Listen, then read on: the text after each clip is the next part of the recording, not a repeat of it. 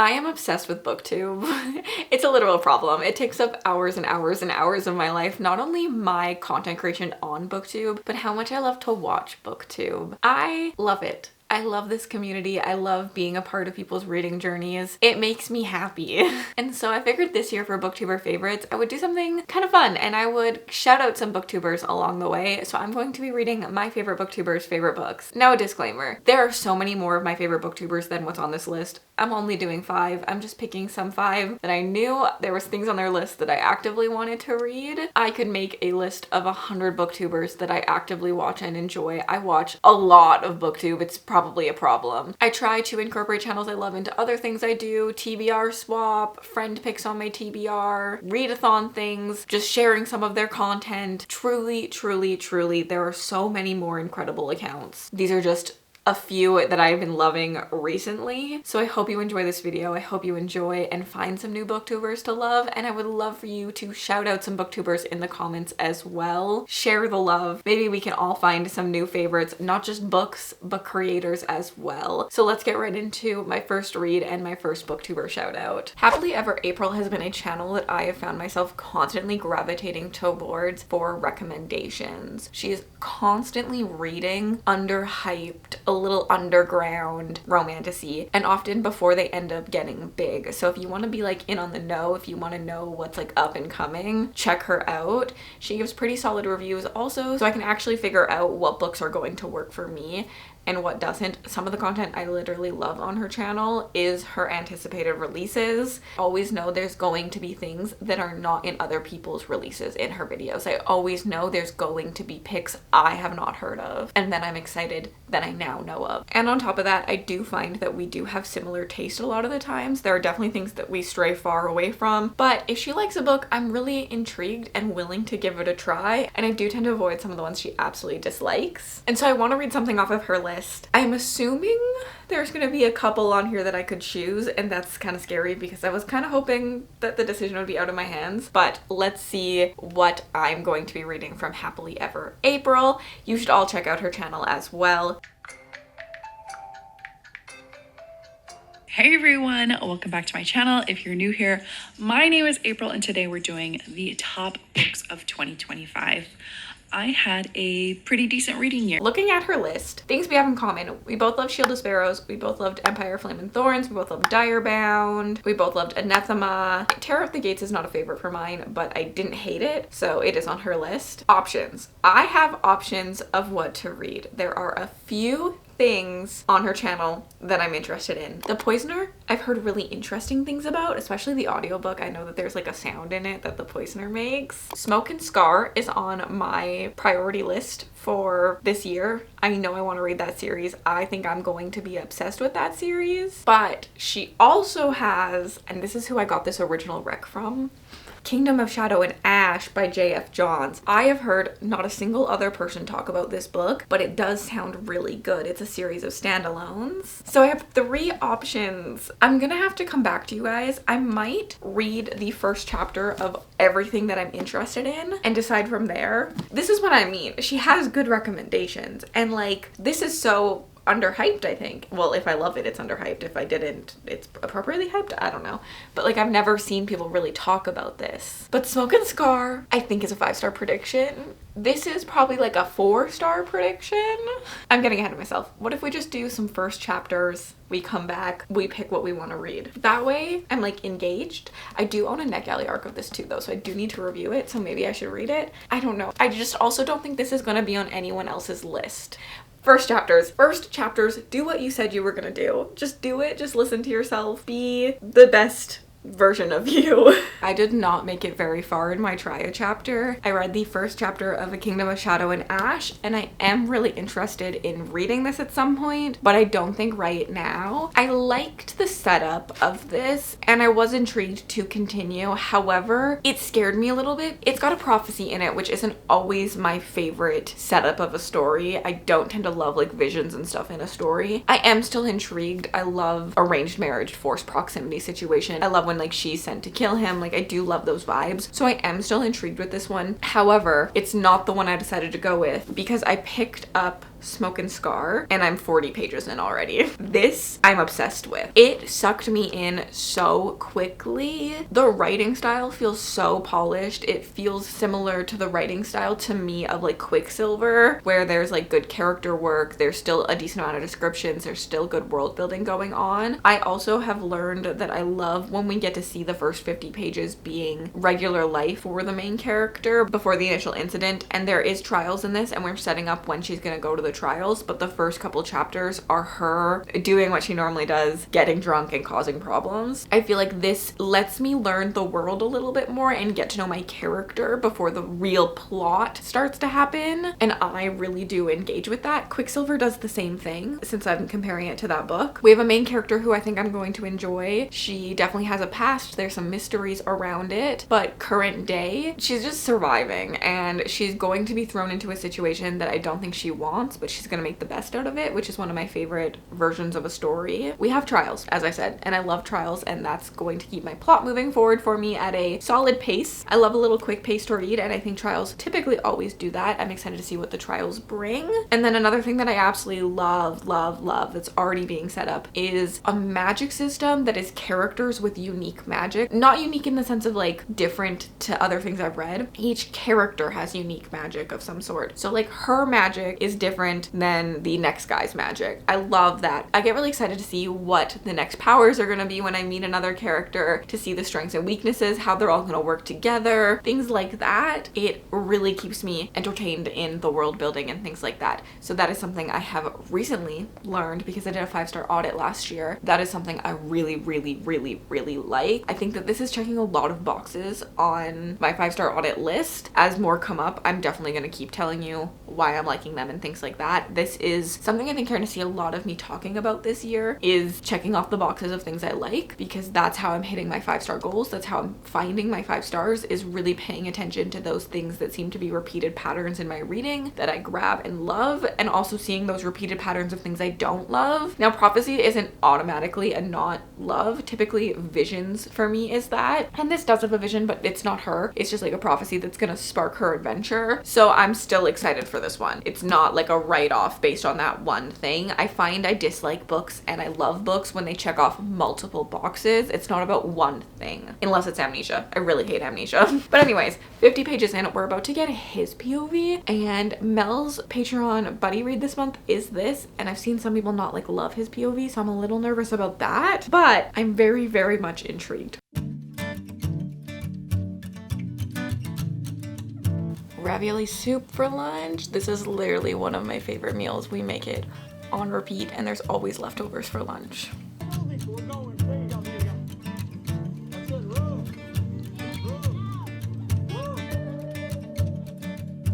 Okay, listen, I have not made it much farther into the book. I'm on chapter 10, 17% in, but I have so much to say already, which is always a good sign in my opinion. Let's talk about the one thing I'm worried about first, which is Cedric. There are a lot of interesting things in his POV, I will say that. I'm just a little bit worried about who he is as a person. I typically like my male main characters, my male love interests, to be confident and witty and really just bring like a flavor of like sarcasm and I don't know, just overall confidence. And he doesn't give that vibe. But there's also a lot of things I do like about him and I think are really interesting to read. In this story, we're following Cedric, who's a human, and then the Revenant, who is this like big bad fae that history knows, and she is our female character. And they're on opposite sides of a war essentially that's happening, which chef's kiss, I love that plot in general. I just love to see two characters on different sides of a war come together. They're both somehow going to enter the Crucible, which is this tournament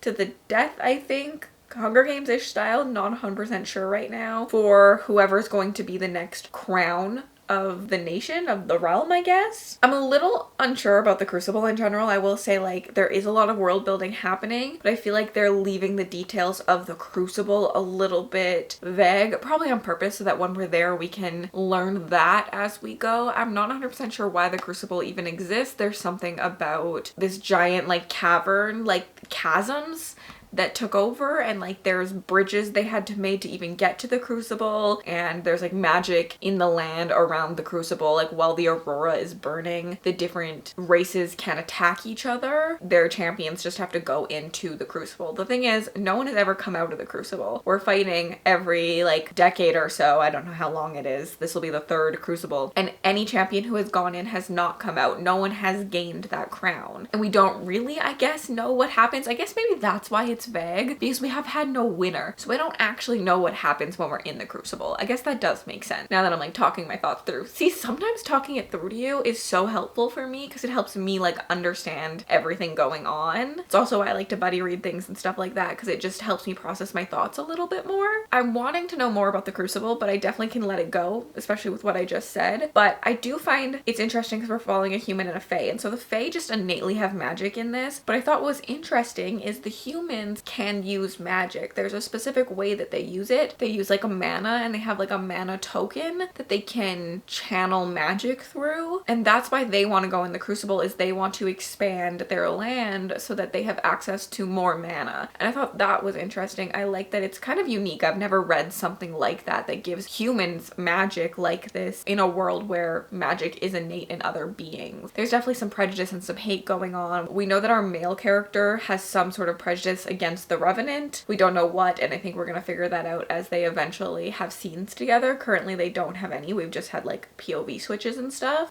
But let's go back to her. I love her, Your Honor, and it has made me think about something else that I think I could add to my 5-star audit. This is so fun for me, for my brain to like pick up on these little things, because as I was reading her, I was like, oh, I really like that she is a pre-established character. She is not like a perfect character. There's gonna be a lot of nuance, I think, in what we learn from her and watching her grow, but she has a name for herself. She has a real name, but Revenant is like her like token. Like people call her that because of something that happened in the past. She walks by people and they're whispering, that's the Revenant about her. And I think that that is really engaging. And I think I like characters that have a pre-established past and we already know things about them. We've already seen them learn how to use their magic or have like growth, because I like it in this. Another example would be the Bone season. Paige already is the Pale Dreamer in this. I think another version is Along the Razor's Edge. She's already learned how to use her magic and stuff and is in prison for what she was and what she was doing. We definitely see Eska make a bigger name for herself within this series, but she starts out as someone who already has done stuff with her life. Even in like the final strife, I feel like our main character has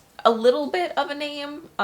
There's something that happened to her already. I guess she has pre-established experiences that have created her character off page already when we start the book. She feels more like a real fleshed out character than to me. I even think, I technically gave this 3 stars, but I even think like Nevernight kind of fits this vibe. Heartless Hunter definitely fits this vibe. Our main character is already trying to help the witches and is like a noble and has like a name already to her. She's already established in the society and stuff. Even in like To Cage a Wild Bird, she's a bounty hunter and it affects the rest of the story that she has been bounty hunting her entire life. I also think I get a little bit deeper with this, and I really like a pre-established character who has failed in the final strife. She has a lot of guilt in this for something that happened previously. Along the Razor's Edge, she's literally in prison because she failed. I think another one that is kind of an example is Arcana Academy. She's again in prison because she failed at hiding her magic and stuff. So I think that both of those are things that I do really enjoy. I'm gonna look for it in more books as I read. If you can think of anything else that I've read and loved that fits this, that would be interesting as well, because I definitely think it's something that I could see. Like, I didn't spend a lot of time. I just looked at my shelves and pulled off like some first books that made me think, oh yeah, this has that. But I really think that like failing one, like these really stick out to my brain as like a character who's kind of like racked with guilt for failing something at the start, and this really fits into this trio right here. But I do like these also really stick out to me as stories I loved because of how the name they've already made for themselves affects them later on in the story. It's really interesting to me. I want to keep reading, and I'm mad I have things to do because I do really want to keep reading, but I have bookmarks to pack. I just did a restock today on my Etsy shop. My top tier patrons get a bookmark from me that's either designed by me or drawn by me. I've done both. I've designed some on Canva, I've drawn some by hand, some have a mix of both, but either way they're designed by me. Like my brain went into them and spent time making them, and then they're foiled and they're thicker bookmark. I don't think I have one around me to show you, and all of them are upstairs. They're thicker, so they're more durable. They're about like double the size of what you would expect from a regular bookmarks. They don't bend as easily, which is something that's always bothered me with bookmarks, and I really love them. I'm really proud of all like the designs I create, and anytime I have extras at the end of that year I will put them on my Etsy shop. So I restocked that, and if you're wanting to get any, you can get them down below. Get them while supplies last. So I need to send out some bookmarks. I have had some orders come in, and then I want to order I think a sticker for Velmathon today. I want to watch The Traders. I have laundry to do, so like life is just getting in the way. And the thing is, I could do a lot of those things with an audiobook, but I think I want to physically read this because I do like physically reading better. I like eyeball reading better.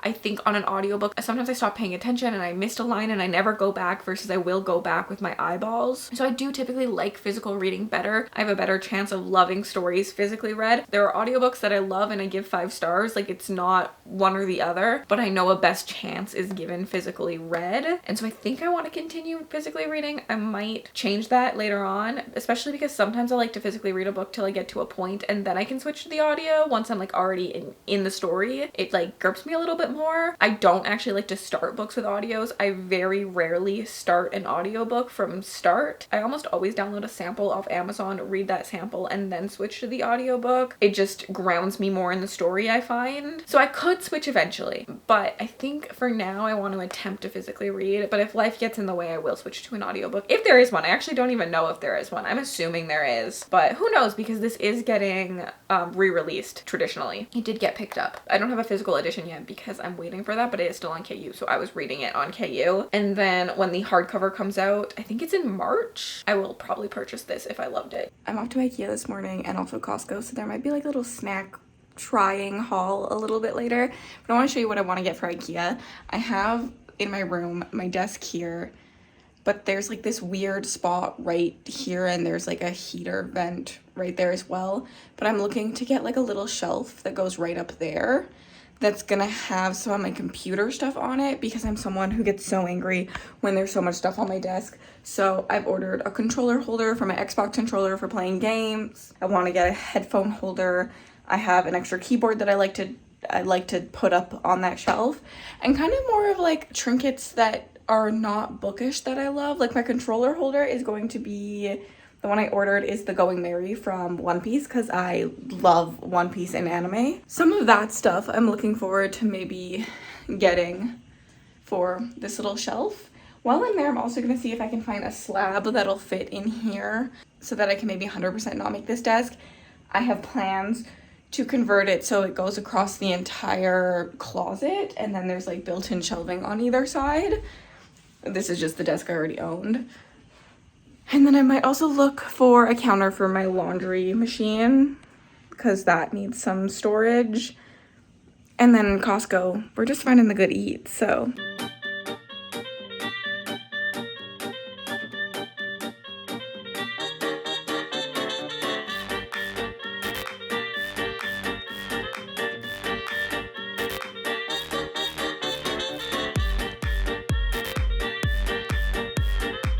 I think this is gonna look so cute. Picture things on it. There's nothing on it. Picture things on it. I might not put it on the corner angle. I might like swap it. I don't know, like it could go this way. Maybe. Or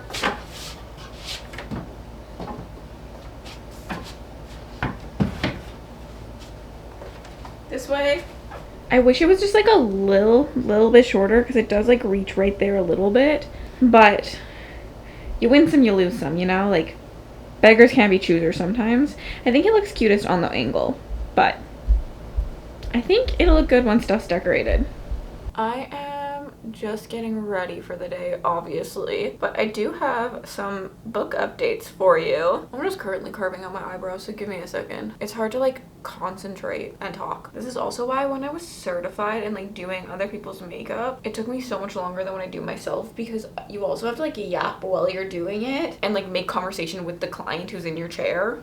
And that's harder than you think. So I am about 60-ish% into Smoke and Scar. I've started part 3 and I'm really sad because I just edited all my footage up to this point. Like literally that's what I did this morning. And just watching me gush about like the first 75 pages because I was so obsessed breaks my heart now that I'm no longer like loving this book. Once we got into the trials, I don't know, I just feel like this book almost feels like rushed and is lacking a lot of like depth and commentary that I want out of a book that's set up like this. I mean, we have two people on two sides of a war who have prejudice against each other. Like their species literally hate each other. Cedric holds something against the Revenant that happened. Like he has specific hate for her, and it just feels like they get over it so quickly. I don't even understand why they hate the other one, because they're over it before I even get an explanation. And I feel that way with like not just them, even like just the entire setup of the tournament and all of the like species that are participating in it. They in theory all hate each other, but like the second that the one like overlord of the tournament says unity, they drop all pretenses other than 2 characters. And I think those 2 characters have the most nuance to me, even though they're villains, because of that. Because you're telling me that years and years and years of prejudice and hate are gone within seconds. I would have preferred to see these characters kind of slowly get to know each other, kind of slowly maybe start to help each other. Maybe after like trial 1, they're like discussing things and they find out that they have something in common, you know? Like I think I needed more small character moments within this to understand the whole switch over, like the conversion to like liking each other. I feel like we just skipped over all of that and they just were like, okay, we have to work together, we no longer hate each other. We do see like little bits of that, especially in trial 2 and with like Cedric's POV. However, I also feel like it's very convenient what happens. I feel like the author didn't do work for the conversion. She just kind of like gave an out for like why they no longer hate each other. I don't know, it just felt so convenient to me, and I am betting money. I would bet you $1 million that this is Fated Mates. Like I'm confident that it is the type of Fated Mates I hate.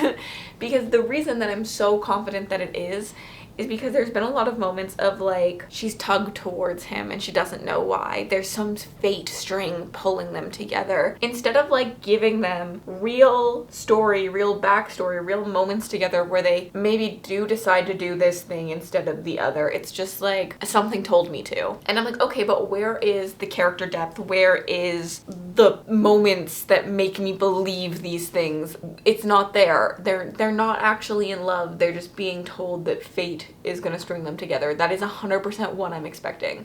That's not confirmed. I don't know anything except for like after every romance I've read, I would bet money that that's going to be what happens. So that I'm really not loving. I just feel like I'm lacking a lot of emotional depth, a lot of like connection in this to everyone. Like even the side characters I just don't feel have a lot of depth. Even the villain characters that I think are the most nuanced because they don't just like drop their entire thinking. I'm like, okay, do you have more to you than this one note? I feel like every character is literally one note. And then on top of that, there's trials in this book, and I love a trial book. I know that they're overrated. I know people want to see them like done and gone, but there's one thing that I love, and it's watching characters go through things physically and then emotionally, and having to watch how they get out of there and how other characters get out of there. These trials feel a little bit too introspective for me and a little too like easy. I don't know. It's just like there's no depth also to these trials. Like I don't know another word to use, even though I should be using another word. But like, oh, they have to watch a memory. Oh, it's just this thing that they have to do, and there's only one way forward, it feels like, instead of feeling like the characters are working on their own skills, that they're adapting, that they're working together based on like the situations they're in, based on their individual skills, how that can help the group. Let's all just do this one thing because that's what the story is telling us we need to do. And I don't love that. Also, I took this from Lexi when I was in the States. Took it, she gave it to me, and I'm obsessed with this, and they no longer make it, and that's really sad, but this blush is stunning. I'm really struggling with this one. Part of my brain is like, maybe you should just DNF it, but then part of my brain also is like, but I want to know what happens, especially because so many of my mutuals have enjoyed it. On top of me reading it off of April's Best of the Year, Mel has been doing a buddy read of it on her Discord, and everyone pretty much enjoyed it. It wasn't everyone's favorite, but most people enjoyed it. But I'm just like seeing a lot of plot conveniences in it, a lot of like relationship conveniences. I'm not getting the depth I want. I don't know. I'm probably gonna finish it because I want to play Disney Dreamlight Valley, so I think I'm gonna switch to the audiobook because I do have access to this through Libro FM, as I am like an influencer for Libro FM technically, and they give me like advanced listening copies to listen to.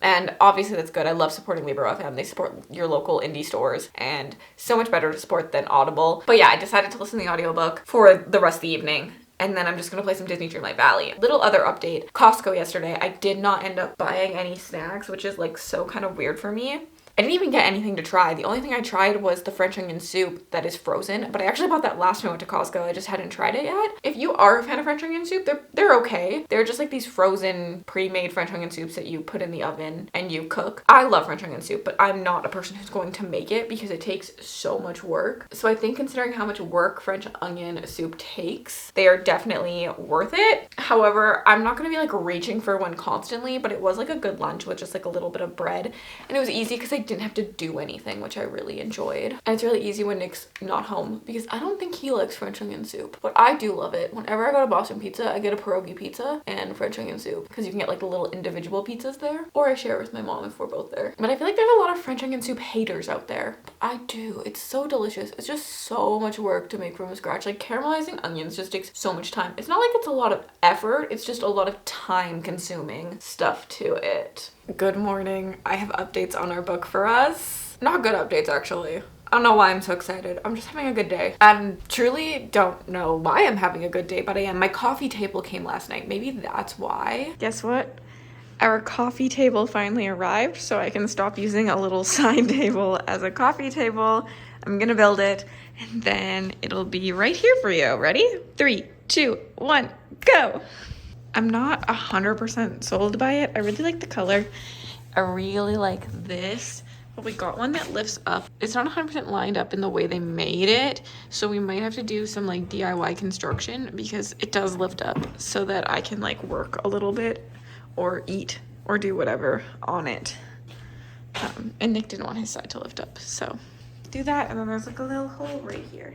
And I'm just happy to have some furniture. I'm happy that I don't have to eat on like a little side table anymore. I need to buy a real table, but that feels like a big purchase that takes up a lot of space versus the coffee table. I was like, well, if we don't like it, we'll throw it downstairs. And so it felt more valid. And I feel like it really came together. I have noticed that my style leans a little bit more mid-century modern when it comes to like picking pieces out. And I think that that one fits that vibe really well. And I'm just like excited to see the whole space grow. As I get furniture, I get so excited. I really need art. Nick is really good at buying things for his walls, and for some reason it takes me a century. Like he already has things for his walls upstairs in his office, and this space right here needs something like a big print of some sort. I think part of me wants it to be like actual unique artwork. Like I love that this chair is like one of two. Like I love that you cannot just go to a store and buy this chair. Like it's not just from IKEA. I mean, my table you can buy, all of those things. But I just love that it feels more unique, and I feel like I want my artwork to kind of feel that way, which also means I need to spend money on my artwork, which means I need to be sure about it. Smoke and Scar, I finished it. I'm giving it 3 stars. I understand why people like this book. Like I see it. I see the classic tale. I appreciated that it kind of spun some of those things we're used to around. Like I loved that he was the human and she was the fae. Like that felt a little bit bit unique. I loved some of the surprises we got throughout it, but I also felt like a lot went unexplained. I also felt like there were so many conveniences in this story. I felt like their romance felt like it didn't exist without like a tug from some unknown entity. I felt like a twist in this wasn't really plotted very well. I knew, okay, that's wrong. I knew what the twist was. I knew it, but I just feel like it wasn't executed properly. There was no reason for me to care. I feel like the emotional devastation was not there because I didn't care about that character, but I just think that I didn't emotionally connect to this story, and that's a me problem, and there are people who did. There are a lot of people in Mel's buddy read who had a fun time with this. I don't think I'll be continuing on in this series, which is really sad because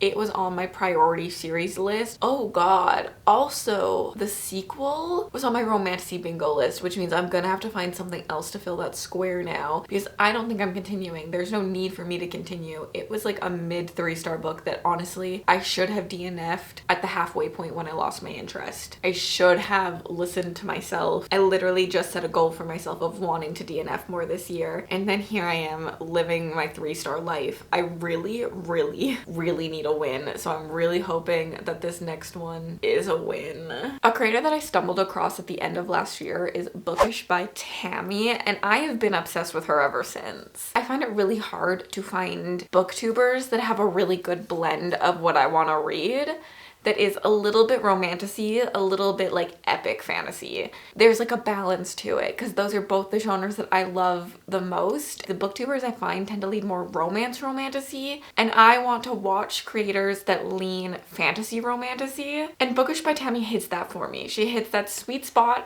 really well. She picks up a lot of those more epic style scope stories, but she also enjoys the like bantery filled romantasy that I also love. So I have been obsessed with watching her like videos. She does post a lot more on Instagram, I find, and I obsess over her there too. So I do follow her on both places. I get recs from both places. I watch her content on both platforms. So you should definitely also check her out. Hello my loves, welcome back to my channel. Happy New Year. 2025 is over with, so now we can go through our favorite reads of 2025. I've got 25 books to share with you just because 25 in 2025 sounds great, but I do have my solid top 10 reads that I absolutely thoroughly enjoyed. So things we have in common: Servant of Earth, love that. Silver Elite, loved that. Anathema, loved that. Direbound, another amazing one. The Red Rising series, I haven't finished it, but I would also count the John Gwynne series because I loved the first book so much when I read it. I just need to get back to book 3. There are a couple on here that I didn't like. TBR wise, I am interested in Nocticadia. I have read from that author before and enjoyed it. I am surprisingly interested in Atmosphere, but I really want to win right now, and I don't think that's going to be the win for me.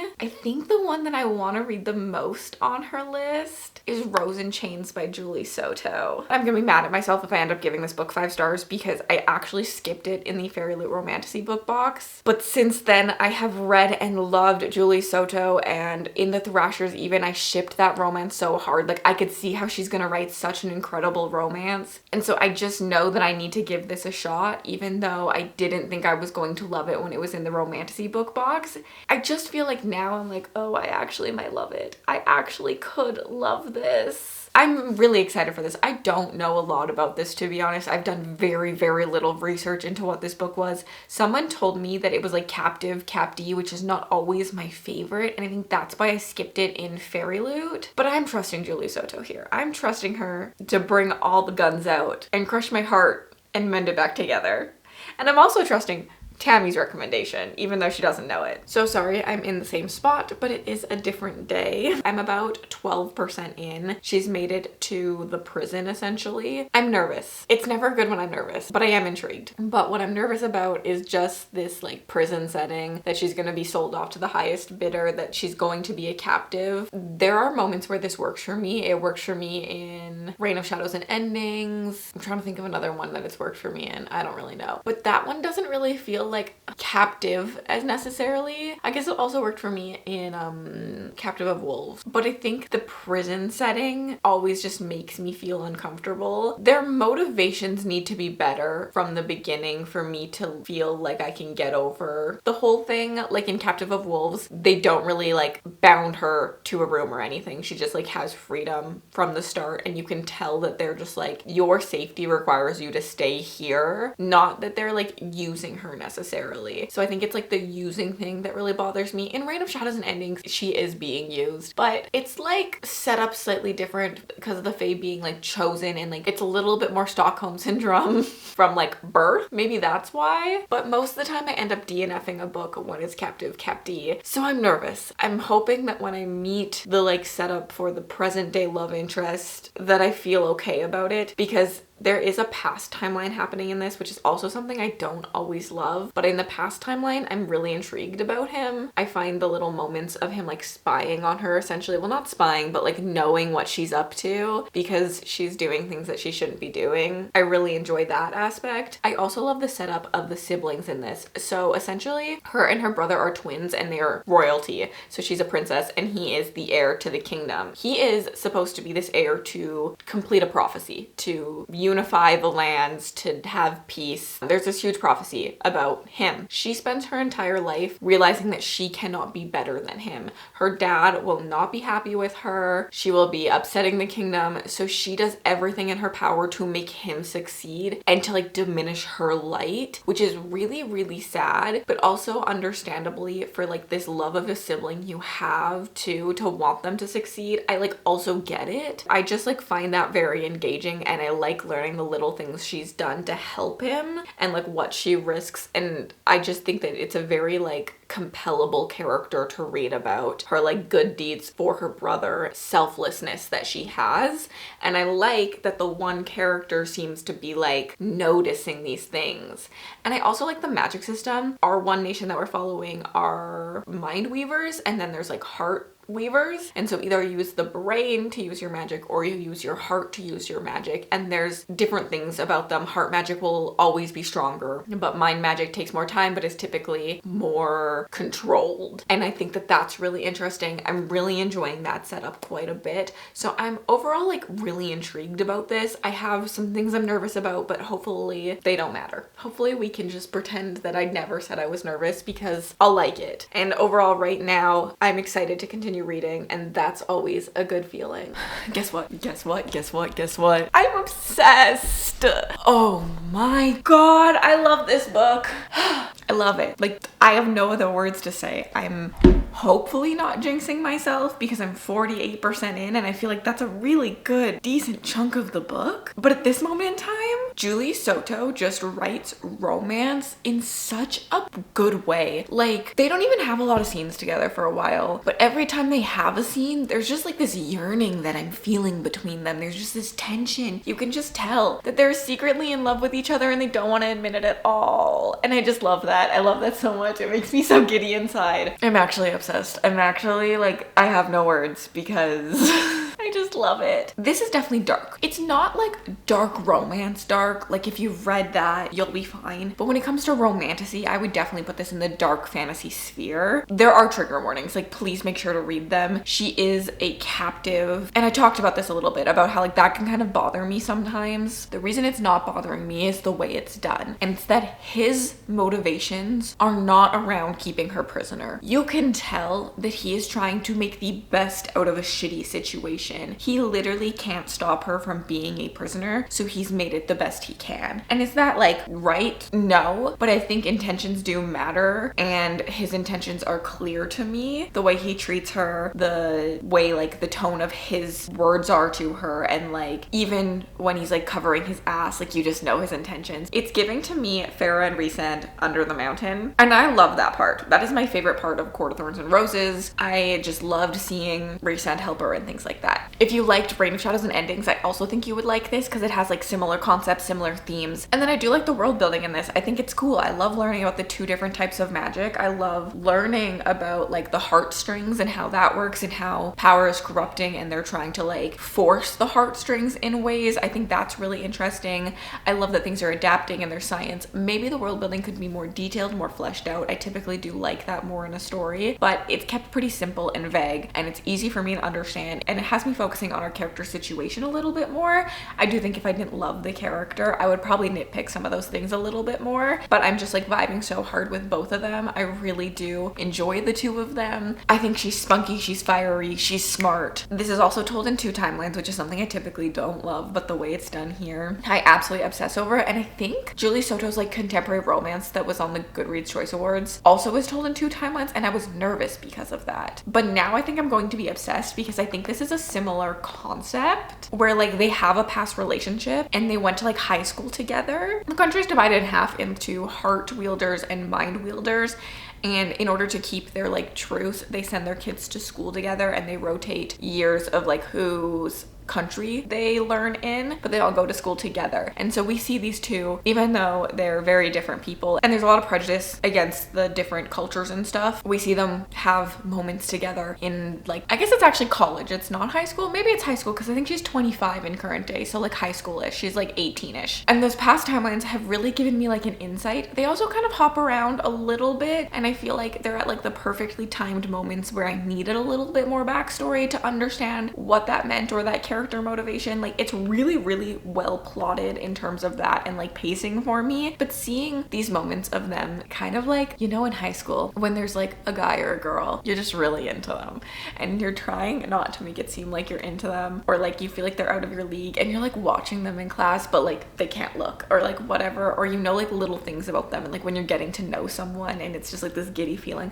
I feel like I have those moments with them a lot in those past timelines. So then I see how like their infatuation has changed and has adapted into the current day timeline, and I'm obsessed with that. I love how she's struggling because she's a prisoner, but she still has this like infatuation with him that she could not get rid of as a teenager, and she still cannot get rid of even though she knows that she shouldn't be feeling that way. And then there's like more evolving emotions around that as she kind of sees his true colors, which I feel like he's always kind of shown them. He's always been not as ruthless as the other ones. There are dark things, as I said before, and you see those for sure. You see other characters act in really dark ways, but that also brings such more nuance to the story for me because I feel concerned about her. This is something I feel like I really need in my stories. I feel like bad things have happened to her already. I feel like she has experienced bad things and we've gone through the emotions with her, but I also feel like those bad things could continue to happen within the story that's been set up, and I want that.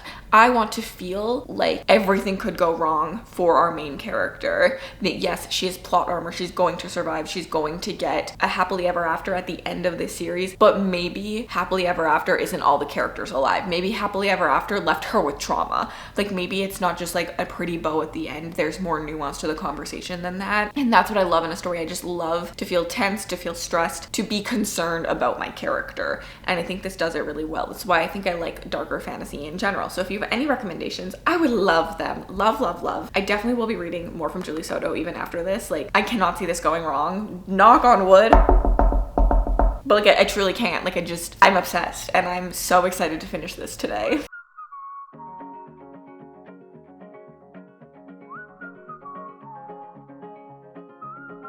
Nick made me lunch/breakfast, a little egg sandwich and some bacon. I'm so excited. I'm 73% in and I just need to update you. I need to. You know what I love about this book? How it's done. I feel like we've learned and seen so much growth in characters. Larissa, for example, chef's kiss of a character for me. She's always one of my favorite characters. She's very nuanced. On the outside, she seems this one way, but as you peel back the layers like an onion, you learn so much more about her. I love a character like that who is morally wrong at times, but also you understand and you've seen her life snippets that have made her that way. Like I I'm obsessed with her. And honestly, as we get to know all the characters, I really love that. I love the little moments with characters, whether it's getting to know the bad boys because we don't like them, off with their heads, but there is still depth to their characters and who they are and how society raised them. There's conversations in this about a woman's body and our right to it. It's done in a way that like Handmaid's Tale is kind of done, a little bit more dystopian, a little bit more sad and like rage inciting, but it's still there. We're seeing conversations on men ruling us, on society being done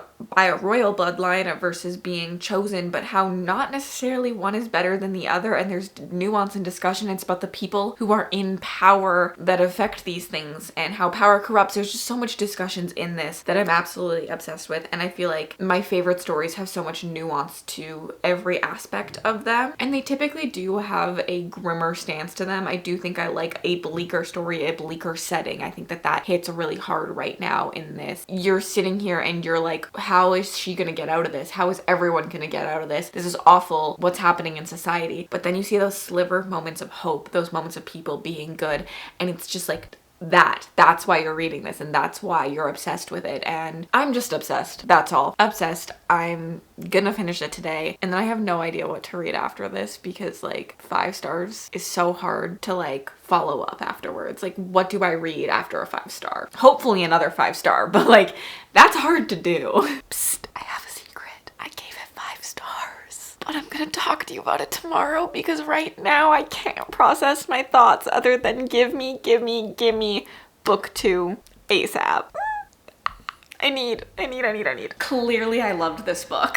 I bought it. I purchased it. I now own a copy. I'm gonna try and get my hands on a Fairy Loot edition, I think, but I do own just like a standard edition for now. I'm just kind of obsessed with it. I just think there is so much well done about this story. I love a conversation of taking the system down, but within the system itself, playing the game that you are being dealt and really just coming back with a vengeance. This does that so well in my opinion, and I'm so excited to see where the story goes from here, see how their relationship develops, the other characters, literally who's on what side. There's obviously some people that you know, but I think there's gonna be surprises along the way of who's on what side too. I think this was really well crafted. I really enjoyed it. I'll be thinking about these characters for so long. I'm thinking about them already enough that I also purchased Forget Me Not, which is her contemporary romance, and I'm hoping this will also be a 5 star. I know one of my favorite booktubers has read this, and I think it's on their best of the year list, so I potentially will read this in this video. Maybe not back to back because I think that that's a little bit crazy, but I just think Julie Soto has quickly become one of my favorite authors. The way she does tension and yearning, it hits so hard. Even in The Thrashers, which is a YA thriller, there's just like a little snippet of romance in there, and I was like, this is done so well. So I think I trust her. I trust her so much. This is a little bit of a more simpler world building, but there's still world building there. Yes, it's not crazy. It's not the most detailed, but I think I can also appreciate something like this where characters take more of a forward focus, the message, even the like conversation on women's bodies. It's more of a critique in this one. I do think that like we're criticizing how society so easily takes our right to our body away and how women sometimes do that to us, and it's interesting, and it's like, how is someone not on our side that also should get it? And I think that that's kind of interesting. I think the narrative about women in power in this is also interesting. I really liked a lot of it. I think it critiqued a lot of things. I really thoroughly enjoyed this. I think there's a lot of comparisons between this and Reign of Shadows and Endings. They're very different. Reign of Shadows and Endings by Melissa K. Rowick definitely has a lot more like epic world building and stuff, but I think the conversations in these are very similar, and if you liked that aspect of them, which is my favorite part of both of them, you're gonna like them. I don't know, like try one or the other out. I'm still thinking. I don't even have words to say everything that I want to say because it's just, my brain is a scrambled piece of just joy currently. I love feeling this way about a book. I love not wanting to put it down. I love being angry that I don't have a sequel yet. Like, I want to live with these characters so much, and there's a little clip of me from when I got this book. Literally, I unboxed it, and when I realized some of the stuff on the cover, oh, I'm obsessed. Wait, I just noticed that it says there's a lake with still waters on the cover. This line is gonna stick out into my brain forever. Yeah, this was so good. Contender for best book of the year, which is great because I'm only in January, so hopefully we get way more contenders. 5 stars very, very easily. It's dark, there's trigger warnings, please check them out. But I definitely did really, really enjoy this, and I'm so happy. So thank you, Tammy, for this recommendation because it was absolutely incredible. Ugh, and probably a new favorite author of mine. Okay, we need to discuss our next book and who we're going to read from next. And I have the perfect booktuber because I think I want to take a journey away from romantasy. I just don't know how something in romantasy is supposed to top my feelings for this right now. So I need a bit of a palate cleanser, something a little bit different feeling. So one of my favorite booktubers to watch has become Peace Loves Books. She's kind of a big deal around here, I feel like. She's well known and she is my romance reader lover. Like, I go to her if I want romance. And so she's one of those readers that reads romance and a little bit of romantasy, but I do just love the way she talks about them. I love her pure joy for reading and romance, and I just find comfort in her videos and her channel quite often, but also because we have a lot in common in romantasy when I'm trying to figure out what I want to read in contemporary romance, since I am trying to dabble more in that. She's a good channel for me to check out because theoretically, if we have similar taste in romantasy, we probably have similar taste in romance as well, because like I think I want the same things out of those, and maybe not everyone does, but I definitely do. And so Jess is a staple for me to watch. She is such a beautiful person. We actually got to chatting this year, which honestly, fangirl moment when your favorite booktubers kind of know who you are. It's kind of incredible and it's insane, and I've always enjoyed our conversations and anything like that. We actually did a TBR swap last year, and that was a lot of fun to be able to give her direct recommendations and her give me direct recommendations. So I'm a big fan of Jess's channel. I'm just rambling because I'm having a fangirl moment. This is Jessica from Peace Love Books, and same here with my favorite books of the year. I already did a video where I went by month, but this is a little bit different because I have the books, and some of them I read in the same month, so I am very excited to get to this list. Initially, I was going to divide this between contemporary and fantasy, but I'm just going to do just a comprehensive list of all the books I read and my favorites from all of those. So this will include fantasy and contemporary, and that's it. But in common, we have Silver Elite, a great read. A Court That's Cruel and Lovely, the first book in that series, so much fun. I loved it. Reign of Shadows and Endings, which is one of my favorite romances of all time. Blood and Steel is another one that I had such an incredible time with, and I love Wilder Hawthorne. And then that's it. I haven't read a lot of the contemporary romance on her list. I will say both of the ones that I have read on her list were not my favorite, which is interesting, but I did read them in our TBR swap with her. However, there is one that I'm really, really intrigued about on her list. It's Secret Haven by Catherine Cowles. So this is the newest release, I believe, in that series. So I don't really want to read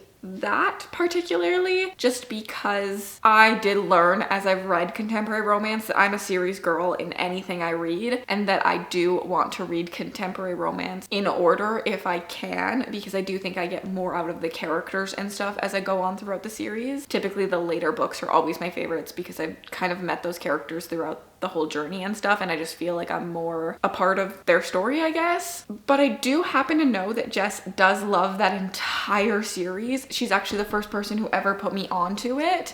And so I'm thinking about cheating just a little bit, but it's my video, and picking up Fragile Sanctuary by Catherine Cowles for this, because this is the first book in the Sparrow Falls series. And I do know Jess gave this 5 stars. I do know she loves it. So it's a little bit of a tweak on her best books, but I think that it's acceptable, and I am really excited to read this one. I own it physically. Like, I have been told by many sources that this is where you want to go if you want to read romantic suspense. I think I'm someone who loves romantic suspense. Like, that's the contemporary romance I want to read. After reading The Bourbon Boys, it just like made that in my brain. Like, I want to read more of that style contemporary romance. I have high hopes for me, and I love Jess's channel. So if you are a contemporary romance romantasy reader, definitely check her out. And if you're not, I also just watch for the vibes, and I really do gravitate towards her videos quite often. She has a joy about her in all her videos that I look forward to. I love the optimism, and just when I'm kind of feeling down, and when I feel down I want to watch booktube, she's a channel that I gravitate towards real quickly. So definitely check her out.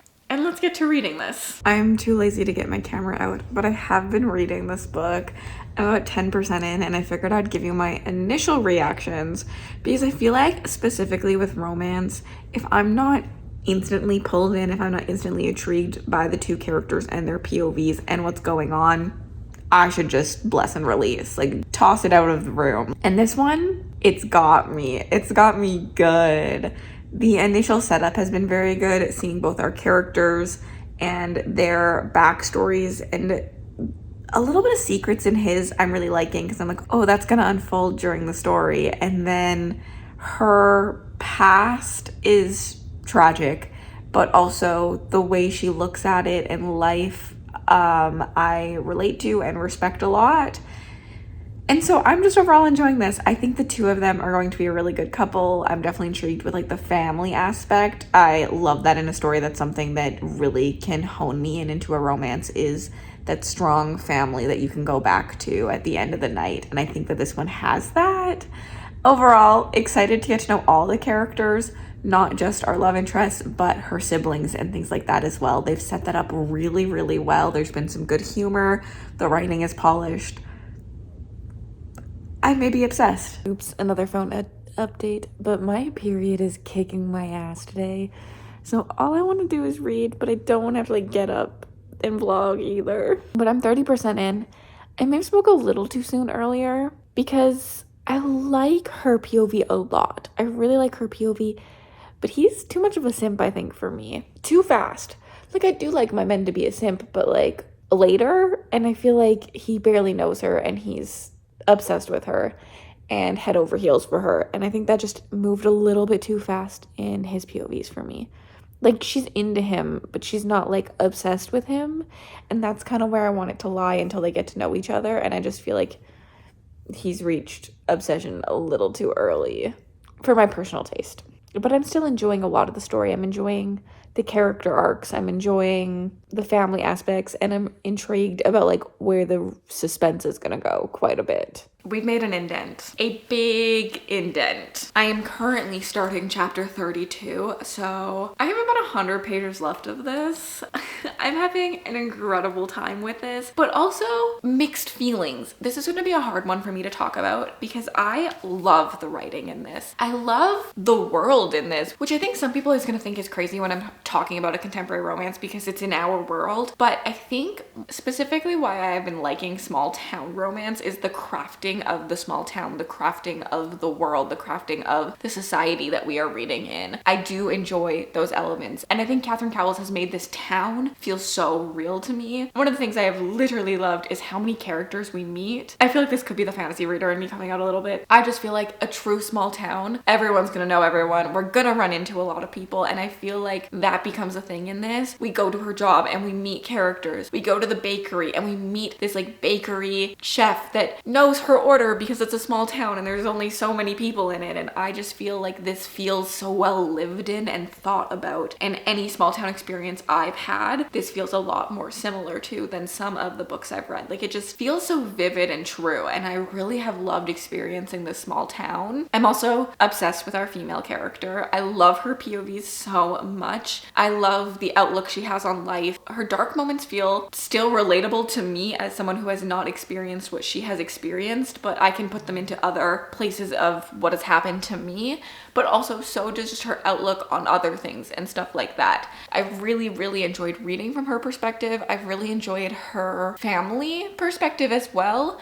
This series follows siblings that are from the foster care system. So we follow, is it the Collins? Is that their name? I'm so bad at names. Our main character, who was adopted at 13 after something happened to her parents, and she was adopted into her best friend's family, who was already fostering kids and adopting kids. And so there's a bunch of siblings in here who have all gone through stuff. They've all had not the best lives, but then as they found each other and found this family, they have definitely come together and had an incredible life past that point. They all have seen the dark stuff in life. Learning each character's story has been very intriguing for me. I've loved getting to know them, and I feel like I'm going to love it in more books in this series as well, as we learn who they are deeper, what they've gone through, how they've grown past that, how they've let it strengthen them, things like that. Like, there's so much much to each character. They feel deep, they feel like they have depth, they feel different. Each character in this feels so unique to me. And so we follow our main character who is restoring her old house and trying to reconnect with her lost family and break through some of her trauma and some of the past she's had. While she's doing this, she's living on site, and so there is construction workers in and out, and the male interest is one of the construction workers who the construction site is her brother's. It doesn't really matter, but I do love that vibe because it's like the best friend sisters trope. Honestly, I am really fucking up this whole synopsis, but it's so hard to talk about contemporary romance because I don't know what's a spoiler and what's not, because none of it's really a spoiler to me because it's a contemporary romance and I know where it's going. But you know, it's hard when you talk about a new genre. It's really hard to like learn all the little details and things. But anyways, he also has trauma, he also has a past, and so we're discovering that past with him and things like that, as they also kind of bond a little bit over their shared grief and shared situation, while also there being threats to her literal life happening and threats to his life happening, and this whole suspense plot line. So I've been very, very intrigued with learning everything about their past situations and also learning everything about this current day suspense situation. I'm loving her chapters for that reason. The thing stopping me from loving this book is his chapters. I don't like being in his head. I feel like he feels like a different character, not with her and with her, and I feel like he simped over her a little too quickly. Like, he's so soft really quickly, and his whole POVs feel like they just kind of obsess over her, and I'm not a big fan of that. He's too much of a softie for me, but I'm obsessed with her POV. So like, I don't really know where my feelings lie on this. I also do enjoy their banter together, even though I don't love him. I like their moments together at the same time. I just don't like being in his head that much. And so I don't know how to feel about that. But I think this is so strong, and I think I'm gonna love more books in the series even more. I do find typically the first book in a contemporary romance series, the man is never my favorite. I typically do like the female though. I wonder if you like looked at all those series, how closely the characters' personalities and the tropes and stuff are similar from one series to the next for like 1, 2, 3, 4 and so on. That would be an interesting like analysis to get. Analyze? You know what I'm trying to say. But yeah, I'm so close to finishing this. I started this yesterday, so like I flew through this in one day. I read 250 pages quite easily. Very rarely wanted to put it down. Think it's so strong. I think I see why so many people scream about this. Very, very excited, and we'll definitely have to pick up the second book because I want it. I ended up playing Animal Crossing on my Monday stream for 5.5 hours. I restarted my island and I was really excited about it. I have like a whole theme in mind. I've played Animal Crossing once before, and I got to kind of, once you have your villagers, and then I got really stuck on what to do next. This time I'm going into it with like more of a plan because I want to have a theme and things like that. We're gonna do a lot of villager hunting on streams, and I'm really excited about it, and I got really sucked into it yesterday. So my 3-hour stream became a 5.5-hour stream. Then we ate dinner, and then I played Valheim for like another 4 hours because I'm still addicted to that game. My gaming addiction currently is really, really real. But I knew I wanted to finish this book, so I stayed up far too late finishing this. And my feelings are probably some of the most conflicted they've ever been about a book. I'm giving it 4 stars. I quite enjoyed so much of this, but I did hate his POV. I hated being in his head, and this could have been a new favorite of mine if I hadn't had his POV. I think there was something about just being with her and letting the plot unravel that I really, really liked. This has cemented. I do love romantic suspense. I need more of them in my life. I own Tame the Heart by Ava Hunter, and I think that one could be romantic suspense. So I'm excited to try that one. I will try more from Catherine Cowles. I will continue on in this series. I'm a little bit hesitant because I don't know if any of the men really call to me for their story, and that is something I need to like in romance for it to feel incredible. I do think I need to enjoy the man a little bit more just because it is romance, but we'll see, because I really just loved so much of the story and how vivid it felt. Pretty much everything I said in the last clip is how I felt as I continued to read it. It was so damn bingeable. I loved where the plot went and everything like that. This was a success for me. Like, this was a 4-star, really enjoyable read that I definitely have already recommended to a couple of my friends because I think that they will enjoy it even more than I will because of the type of main character the male is. I think it'll fit their wants a little bit more than it fit mine. But so much of this was so well done and crafted. So excited that I picked this up. So excited that Jess kind of recommended it to me. On that note, we need to pick our next book. Now that we have my little palette cleanser in, I think I'm gonna go fantasy. I think I'm itching to get back into a grand world. I think really noticing how much I liked the world building even in a contemporary romance really was like, yeah, I'm itching to like feel some good world building again. What better way to go than one of my absolute favorite fantasy booktubers, Jamie Folk. I found her channel this time last year. When I did my booktuber favorites video last year, I stumbled across her channel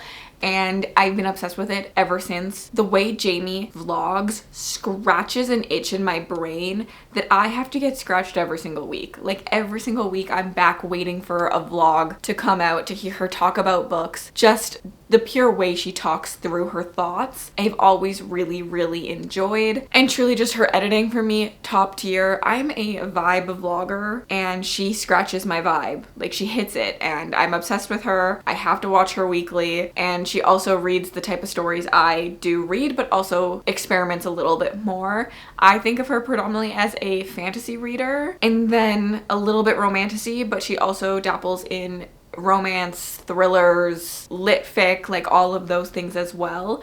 But I do think of her primarily as a fantasy reader, and I do go there for mostly fantasy and romantasy recommendations. Now, Jamie did 2 best of the year videos. One is like an awards show because she does read so widely across genres. She kind of just gave out little awards to everything. But I think the one that I'm actually going to use for this video is her tier rank. And I'm just gonna count everything she put in that top tier as her favorite of the year.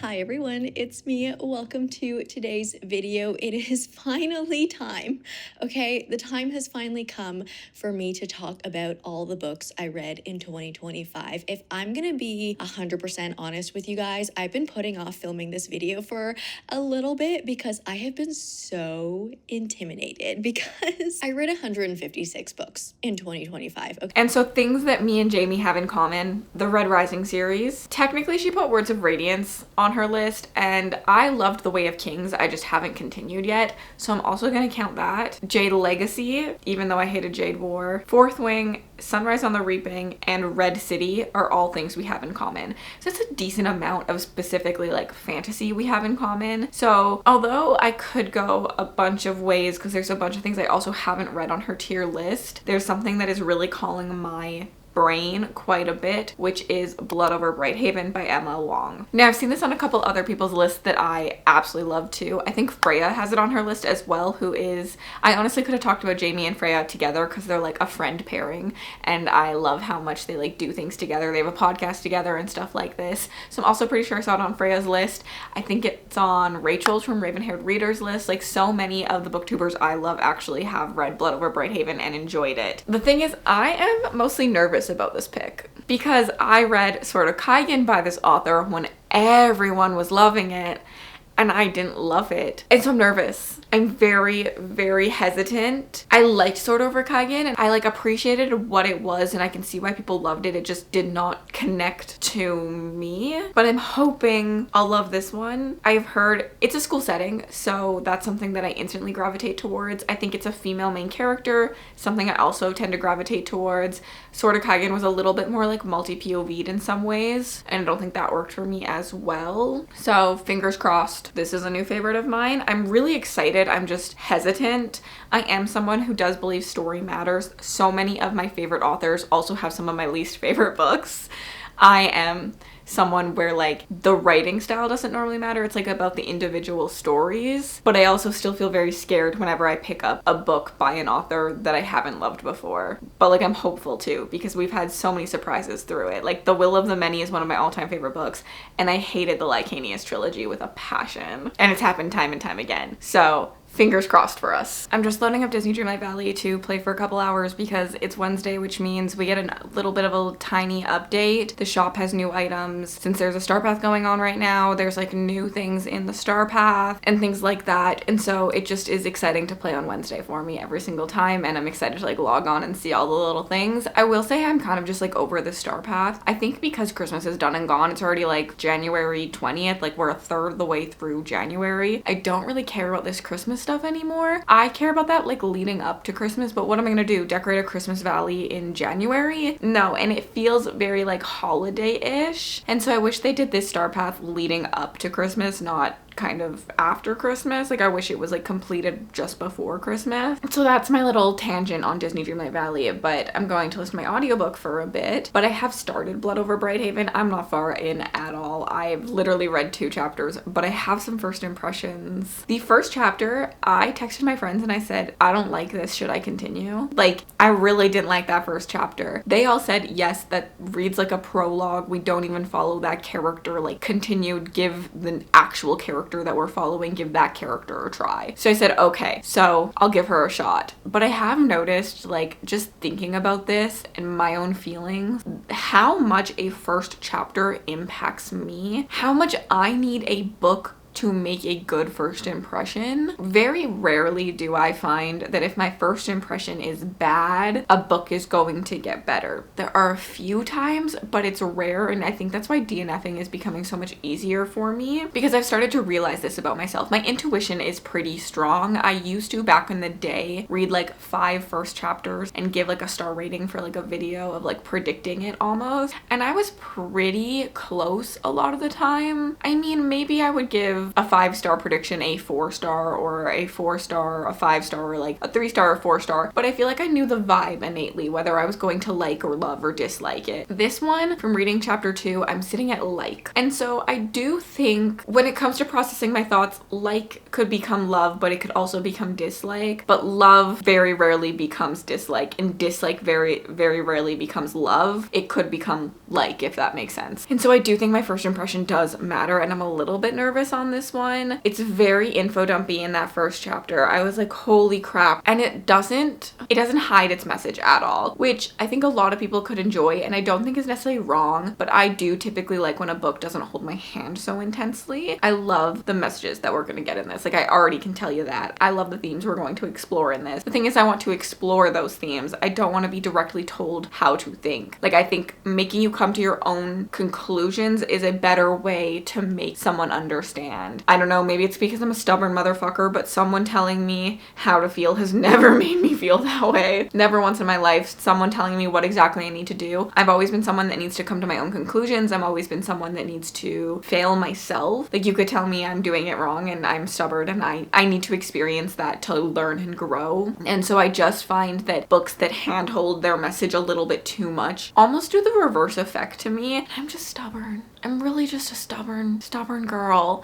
So I'm a little bit nervous on this one, but I'm also excited and hopeful, and I love a school setting, so hopefully when we get into like the school, I'll really enjoy it. But I am a little bit nervous, but I am switching to the audiobook. I read the first 2 chapters physically, and I definitely struggle with Emily Wong's writing style a little bit. I'm wondering if that's part of the reason that Sword of Kaigen didn't work for me as much, so I'm hoping that switching to the audiobook will help a little bit, because sometimes I can process audio a little bit differently than how I process words on paper. So vice versa, sometimes books work better for me in physical format and sometimes they work better for me in audiobook format. So hopefully that will make a better update come our next update. Now it's time to play. Wait, this is literally the same clip because I haven't even started playing this yet. I literally went upstairs and made myself a humongous ass iced coffee, and then my Patreon Nat messaged me there's a Triceratops in her store on Animal Crossing, and I'm trying to make a dinosaur themed island. So I'm obviously making her load up her Switch, and I'm gonna go visit and buy that Triceratops. Sadly, I've decided to DNF Blood Over Brighthaven. I don't even think I'm that much farther in than last time we talked, which I was not super far in at that point. I made it to chapter 8. The only thing really keeping me going, I think, at the beginning was the want to get to the school setting, because I love school settings so much. Like, I say it with my chest, they're one of my favorite things. However, I'm learning more and more that dark academia is anti-Cassidy. I don't love it, which is funny because I love school settings, but not all school settings are dark academia, and not all dark academia are school settings, and this falls into that second category. We do not go to a school setting, we go to an academic workplace. I think a lot of times dark academia has a focus on learning and literature and a love of knowledge and learning, and what I want from a school setting is what I liked about school, which was the community aspect, not the learning aspect. I dropped out of university because I hated being lectured. Like, I hated going to lectures. I I don't like that part of it. So this read like that to me. Like I was like, wow, I'm just being info dumped. Like I feel like I'm at a lecture and I'm being info dumped every little thing about the world, the magic, how things work, the political economy, the prejudice that's happening. It just felt like I was being lectured on all the moments of the society that made it how it was instead of naturally learning about them. It feels very in my face. It's just not what I love to read. I think the message in this story is something that I could love. I love reading stories about systematic oppression and breaking through that systematic oppression because I'm rooting for our real world to do that at the same time. And I feel like every time I read a book about that, I do learn new things. I learn prejudice that's in me that I didn't even know I had. I learn how I can make changes and be a better ally and things like that. And so I do love reading about it, but I do like reading about it in a very specific style of way that feels a lot more natural than what I feel like this book was giving to me. And then I really just don't like her writing style. I think that this was going to be a 3-star for me. Very similar to Sword of Kaigen, where like I understand why people loved Sword of Kaigen. It just wasn't for me, but I understand how incredible that book is. Like if I separate myself and my reading experience from the book, I understand Sword of Kaigen was stunning and beautiful and incredible. And I think Blood Over Brighthaven kind of fits that vibe too. Like it's really well written and like explores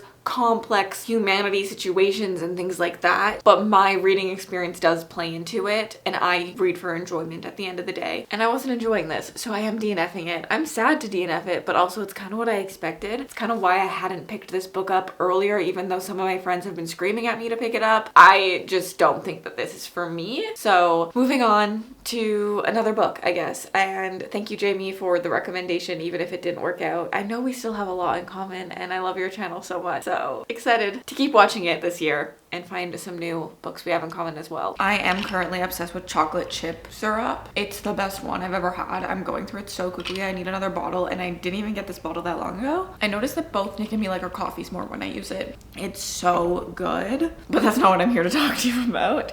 Well, let's go on one other tangent before we get into like the good stuff of picking my next book. I run a competitive team-based readathon every single year in March called Runwathon, and it's coming up soon. My announcement comes out in February, and so I just got the bookmarks because I create merch. It's like a whole thing. I love it. It's so much fun. And the bookmarks came in, and I'm just gonna like give you a sneak peek like right down there. Look at that. They're stunning. They're stunning. I can't wait for you to see, like, look at the backs, all these colors. Stunning. I can't wait for you to see them all. They're so beautiful. The concept, the theme, the vibes this year. I'm so excited for everyone to know it. I can't wait. I actually think that this vlog comes out just a little bit before the announcement, so you don't have long to wait. And I'm very excited. We also have a sticker this year. It's looking good for us. If you don't know what this is, it's essentially you join a realm, a team, and then you're gonna read books, and those books will count for prompts, and you can either use that book for prompts that will take away points from another team, or you can add points to your own team, and the team with the most points at the end of the month wins bragging rights for a whole year until we do it again. I think it's a lot of fun. I'm a prompt shopper. I'm a mood reader, so I typically read a book and then there's like 40 prompts for Realmathon, so your book will fit a bunch of things. So I just read a book and then I prompt shop. However, a lot of people make TBRs. They try and get like the highest amount of points per book and things like that.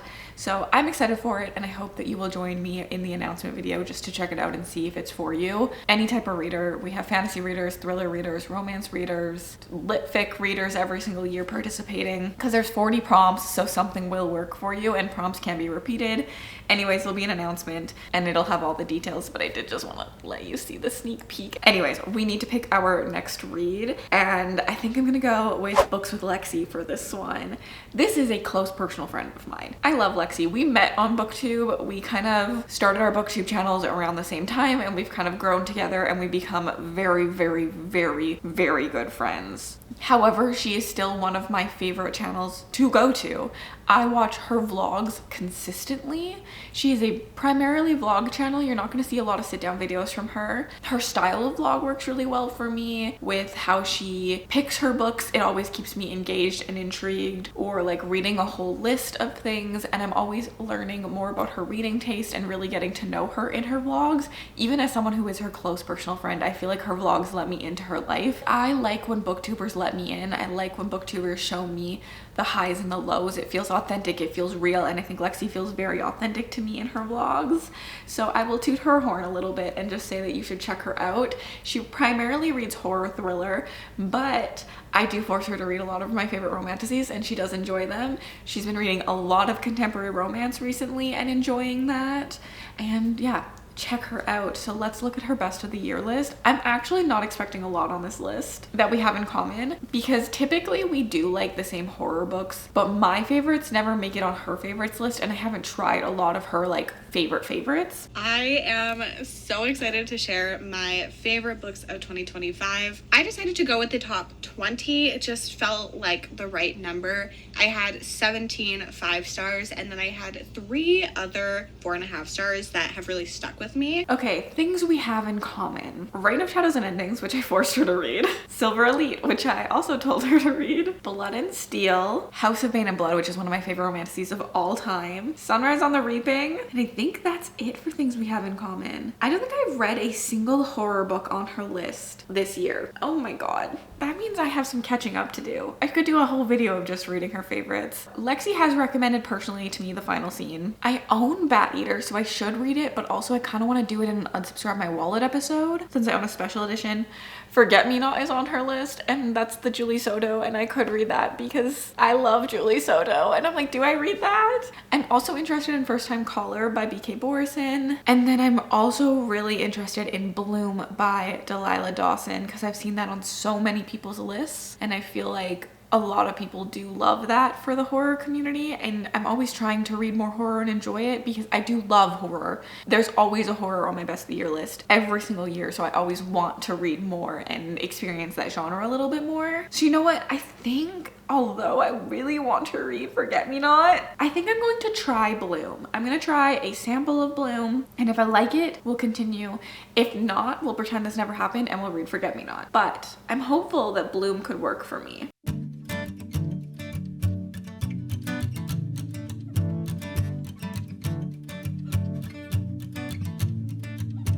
Over pizza for lunch. I love cold pizza. Are you a cold pizza or a hot pizza lover?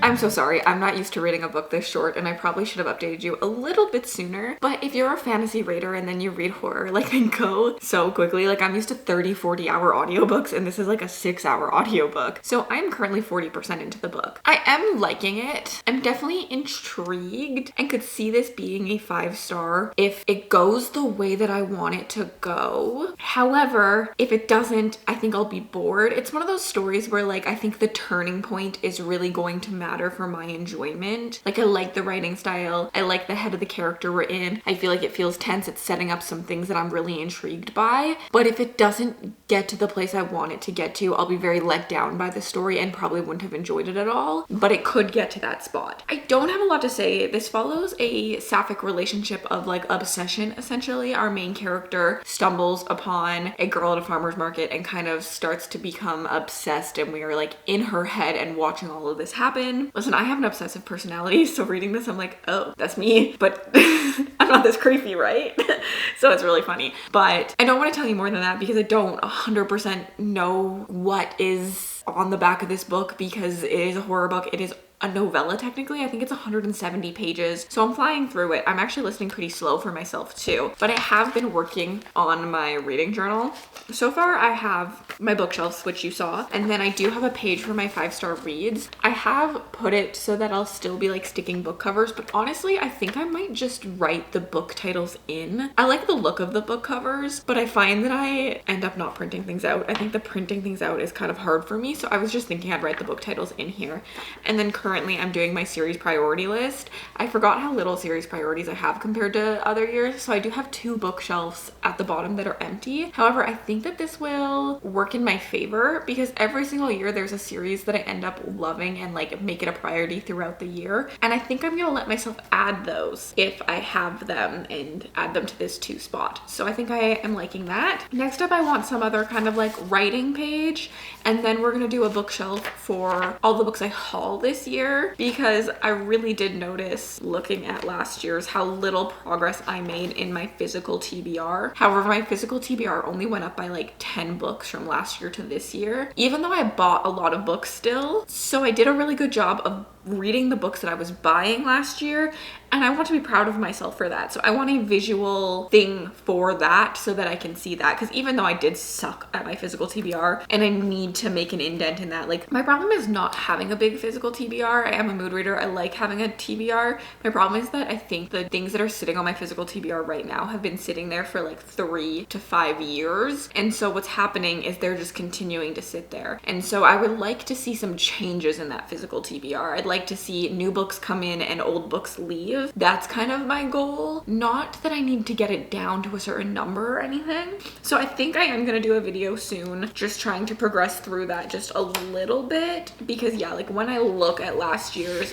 I made not a good enough indent in this. I only read or unhauled or did something with 26 of the like 120 books. And so that feels like not enough of progress. And I'm seeing the same stuff just sit on here. So like, and even looking at the ones that I did do, they're like newer books to my TBR. We're sitting here with a lot of ones that have been sitting here for a really, really long time. So I definitely want to attempt to make an effort in some of that this year so that when I look at this one in a year from now, I see a lot more like color and progress on here. But I am excited to see like my recently hauled and stuff too. So I am excited for this. I'm excited with the changes I'm making. I like that it's all going in one journal actually. I like that I feel like I'm going to want to look at this and be able to see like the progress I've made each year and everything like that. So I'm excited about having it all in one journal and not feeling stressed about doing like spreads and stuff and trying to like fill up a journal. And this is gonna work really well for me, I think. Guess what? Not only was the turning point worth it in this book, but it knocks it out of the park with that ending. 100%. I was sitting here and I was like, okay, I think this is a 4-star book. And then just like the ending happens and I instantly went, no, I'm gonna be thinking about this forever. This is 5 stars. It's so interesting like how rarely that happens to me, but when an ending is just that incredible, you know you have to give it 5 stars. So I will be recommending this book for a long time. I definitely was like up until that point like, oh, I like this book. I see why people like it, but I didn't see why it was a favorite of everybody's, like why it was on so many like 5-star lists. But then we made it to the ending and I was like, yeah, I get it. I can't tell you anything else than that because I need to keep this as vague as possible, but this was an incredible story and a masterpiece on its own. I feel like it brought something like very interesting to the genre that it was trying to do. It not only kind of paid homage to a lot of those things, but also talked a lot about like being a woman and what that means. Like there's a little comment about not having a fucking pocket in your pants and how we have been asking for like generations at this point. We just want fucking pockets. Why do men get pockets and we don't get pockets? Or the pocket is like literally chapstick could fit into it. And I liked like those moments talking about being a female and those little elements added to the story in a way that made it very like interesting to read. It is a bit of a character study, and originally I wanted the book to be longer, but I think it actually was perfect, which is like how it wrapped up. I didn't need more than that. I think longer actually like would have taken away some of the reveals and stuff. So I really did enjoy this. I'm giving this 5 stars. It is my second 5-star of the year. So that's pretty exciting that I had 2 5 stars in this video because I will be wrapping this video up now. I'm sorry, this last book went really quickly. It was just a short little novella. I will definitely be reading more from this author. I think I want to try Guillotine, which is also on Lexi's list, but I know Lexi told me to try Bloom first originally. If you don't follow Lexi's channel, you definitely should, and everyone else that I have talked about in this video. Truly, I made a video talking about some of my favorite booktubers. There are so many more. Like I could list off like like 30 booktubers that I watch consistently. There are so many more. There's just only so many I can put into one video for 1 month and vlog and read, but I love booktube so much, and I would love any recommendations. Let me know what your favorite booktubers are down below, because I love booktube. I'm always looking for more. And thank you so much for hanging out with me this month while I enjoyed books and while I DNF'd other books. Even if I DNF'd or didn't like the book from the booktuber, please remember to check them out. Like, I love them for everything, and not every book works for everybody. It's subjective, and so is booktubers, but I stand by the fact that these people create incredible content that I think you will enjoy. If you want to watch me read some more favorites, I will leave last year's booktuber favorite vlog on the screen as well for you to check out, and then I'll just leave something I was very proud of making on the screen, because that's always interesting as well. I'm gonna go put these towels with the rest of them that I'd already folded, and I hope you have an absolutely incredible day. And if you want to leave an emoji, leave me a cupcake emoji. If you know, you know.